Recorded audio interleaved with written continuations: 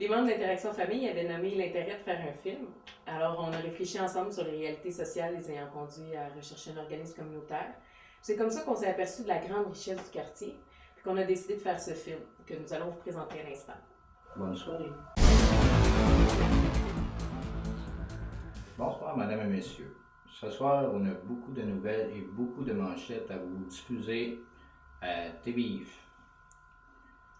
Hochelaga-Maisonneuve est un quartier qui est marginalisé, dont la majorité de la population vit dans une pauvreté et un isolement social impossible et intolérable. Le combat de vie pour survivre dans une société qui les marginalise et les maintient par tous les moyens dans une vulnérabilité. Un organisme qui aide et les unit. Aux premières manchettes ce soir, nous avons un petit reportage qui a été fait avec notre journaliste sur le terrain, Maryse Conti. Bonjour Maryse. Bonjour Gaëtan. Aujourd'hui, mon reportage va avoir trait aux personnes démunies qui sont trop souvent victimes d'injustice. De ce fait, face à la société, elles vont vivre un sentiment de rejet, d'abandon. C'est pourquoi plusieurs organismes à but non lucratif se sont formés afin de leur donner la parole et les aider à défendre leurs droits. Chacun à leur façon sont de toute mobilisation qui touchent leur genre. Je suis allée en voir quelques-uns pour vous. Alors, bienvenue au local de Parole d'Exclus et de la Corderie. Parole d'Exclus a ouvert ce local sur la rue Ontario pour la population, pour les citoyens, et c'est un local où on a des rencontres avec la population pour travailler à des solutions à partir des besoins, des aspirations qui ont été identifiées dans le secteur ici, mais où les gens se rencontrent donc pour définir des projets. Avec la population, on a formé un comité citoyen qui s'appelle le CLICEM, le Comité local d'implication citoyenne de Maisonneuve. Alors, toute la population est invitée, c'est un local qui est ouvert, il n'y a pas besoin de prendre de rendez-vous, on vient, on placote, on prend un café, puis on regarde comment on peut s'organiser collectivement. On a également développé à travers tout ça un réseau d'échange de services qui s'appelle l'Accorderie. Et avec l'Accorderie, les membres peuvent avoir accès à une foule de services de tout ordre qui ne coûtent pas d'argent. La monnaie d'échange pour avoir les services, c'est du temps. Et quelle que soit sa situation, tout le monde est capable d'offrir un service et tout le monde a des besoins. Alors ça permet de mettre tout ça ensemble et de faire en sorte que les gens améliorent leur qualité de vie à partir de l'utilisation de leur propre savoir. Bonjour, moi mon nom c'est Muriel. Ce qu'on fait ici à l'OPDS, on répond aux questions d'aide sociale. Lorsque quelqu'un a un problème, il vient nous voir, tout simplement. Vous êtes les bienvenus. On peut prendre un café, on peut jaser aussi. Si vous avez un problème d'aide sociale, vous venez nous voir. Ça nous fera plaisir de vous rencontrer. Bonjour aussi. Nous faisons de la défense collective, de la défense individuelle.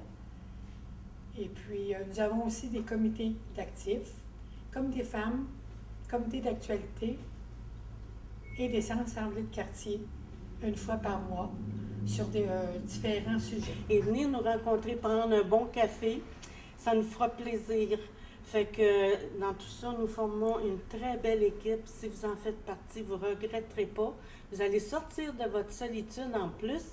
Fait que c'est un plus pour vous et pour nous. À bientôt. Au revoir.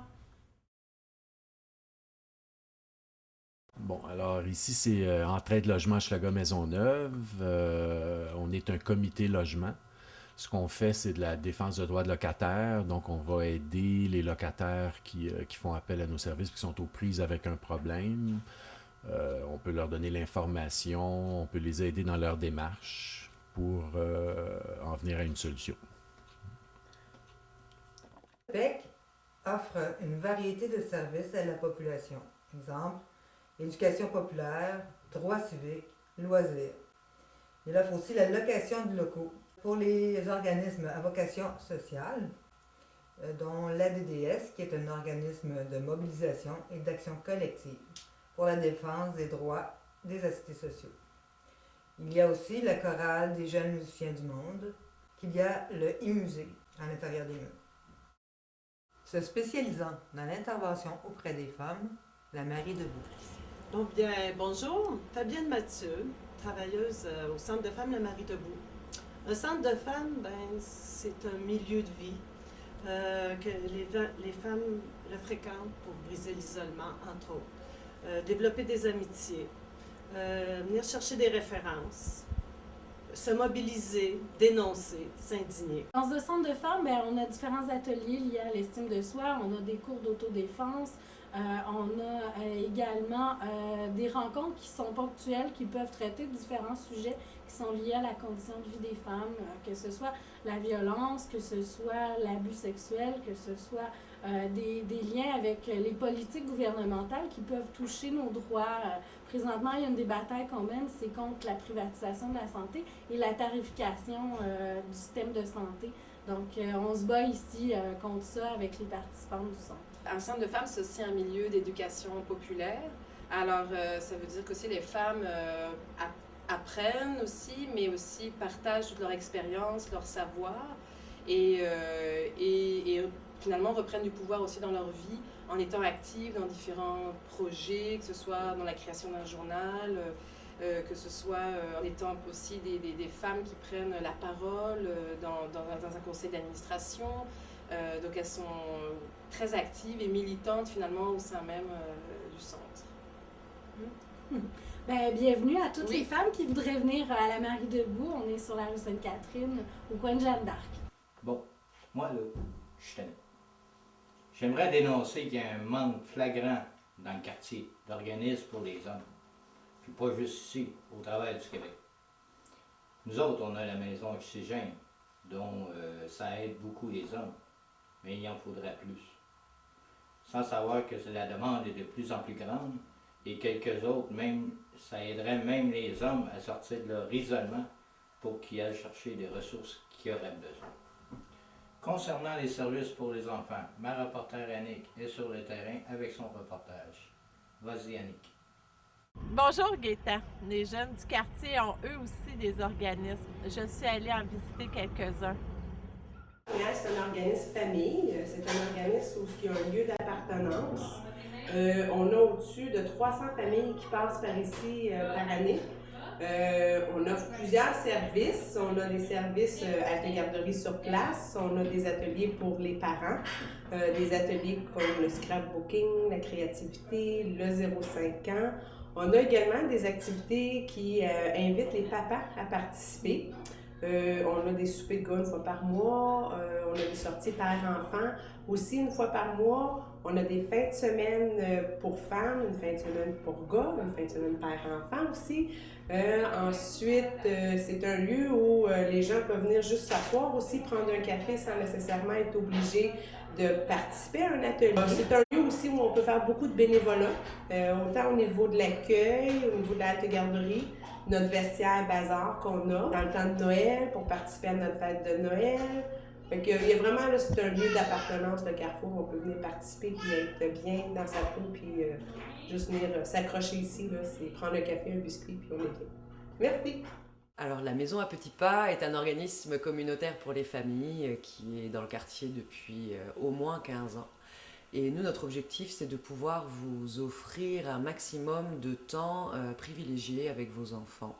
Que vous soyez grands-parents, oncles, tantes, parents, ensemble ou séparés. On est ouvert du dimanche au vendredi et on offre des activités tout au long de la semaine, gratuites, pour 7$ par an, qui vous permettront de passer de merveilleux moments en famille.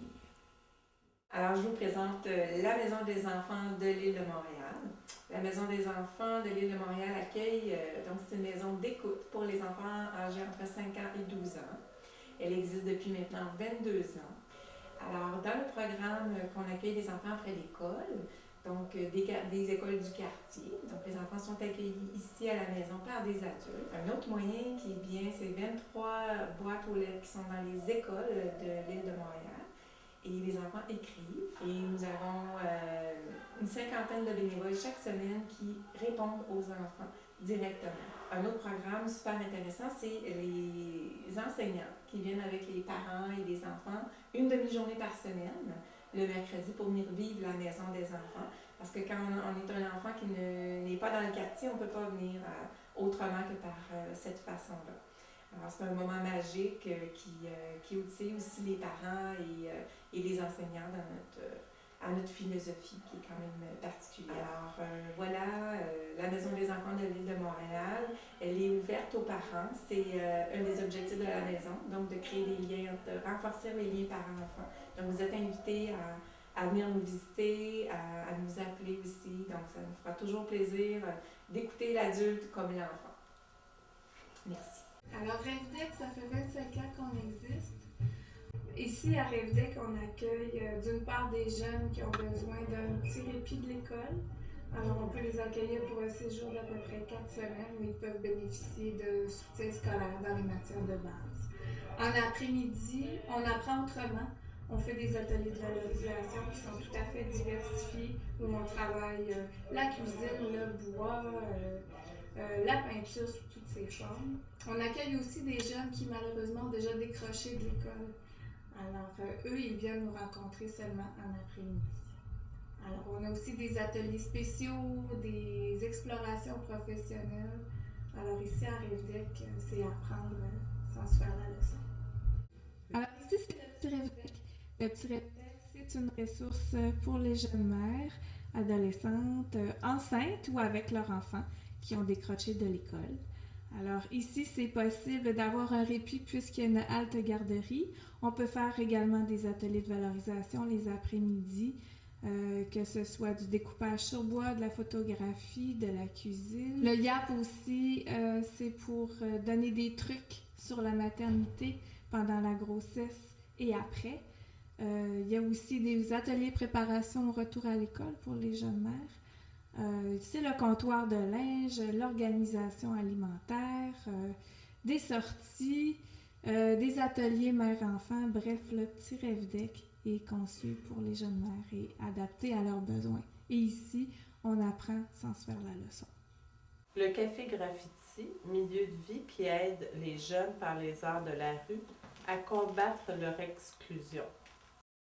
Les enfants de l'espoir favorisent le développement de l'enfant et offre un soutien aux familles vivant des problématiques complexes. Le Carrefour Jeunesse est un lieu de rencontre, d'expression et d'écoute qui s'adresse aux jeunes de 12 à 17 ans. Auparavant, Hochelaga-Maisonneuve était un quartier ouvrier. Aujourd'hui, 40% de la population est sans emploi ni chômage. La grande majorité des salariés ne sont pas très bien rémunérés. 35% des résidents vivent avec un faible revenu. Pour une grande partie de la population, il est donc difficile de se nourrir, encore plus dans le contexte alimentaire mondial où les prix de la nourriture ne cessent de grimper. Outre les banques alimentaires et le restaurant populaire, d'autres organismes essaient de les aider autrement. Un de ceux-là est le Cap Saint-Barnabé. Ils offrent des services d'épicerie communautaire et de magasins partage à Noël et à la rentrée des classes au mois. La cuisine collective est un endroit qui accompagne la population du quartier dans la planification et la préparation de repas équilibrés à moindre coût. Pour retrouver le plaisir de cuisiner et manger, n'hésitez pas à les contacter.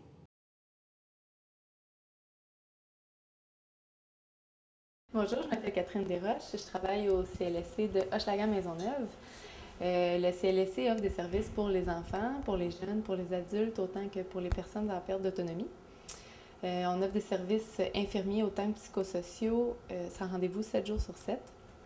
Pour les autres questions de santé, mais c'est possible de se présenter à l'accueil pour rencontrer un spécialiste de la santé qui va pouvoir diriger les gens vers le service qui leur sera approprié. On offre aussi des services de santé sans rendez-vous avec des clientèles diverses, comme des rencontres prénatales, des cliniques pour les jeunes, soutien pour les aidants aussi, ou des rencontres en ce qui concerne les habitudes de vie, comme l'alimentation, l'activité physique, puis la cessation tabagique. Si jamais vous désirez avoir plus d'informations sur le CLSC, nos services, nos heures d'ouverture, bien, vous pouvez aller voir sur le site Internet du C3S Lucille-Ticel. Depuis les débuts de HIF, on a perdu certains programmes de subvention pour des raisons qu'on a du mal à s'expliquer. Malgré un besoin grandissant, les petits organismes communautaires n'arrivent pas à satisfaire les critères de plus en plus exigeants des gouvernements.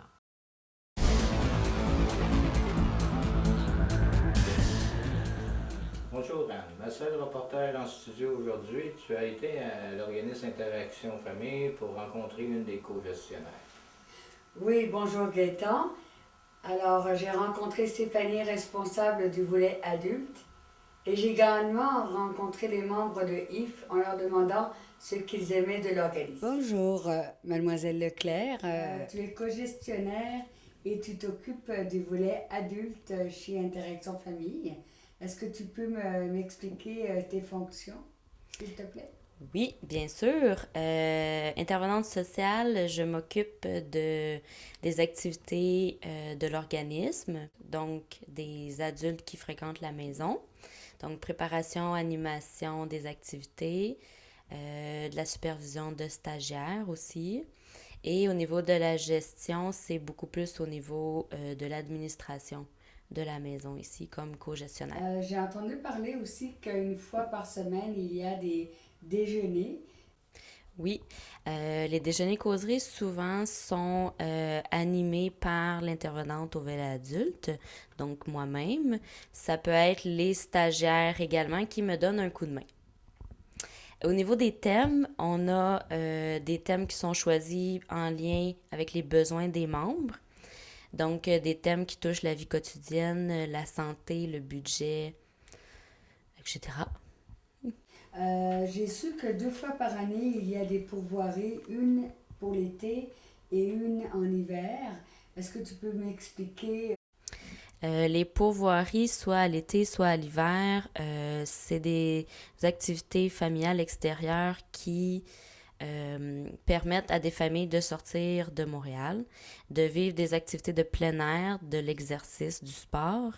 Et c'est toujours offert à des nouvelles familles, donc des familles qui ne sont jamais allées dans une pourvoirie. Pendant l'été, je crois qu'il y a un camp qui est offert à tous les membres qui aimeraient venir.